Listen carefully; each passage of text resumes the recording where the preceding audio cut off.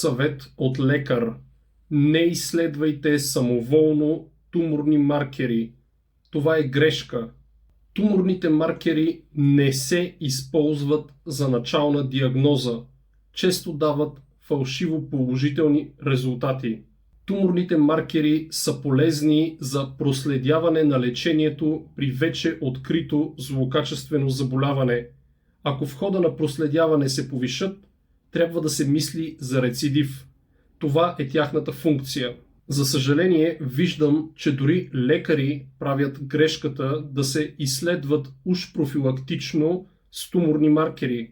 Понякога има повишен резултат и тогава започва големия страх, докато не се направят допълнителни изследвания, които обикновено не откриват тумор.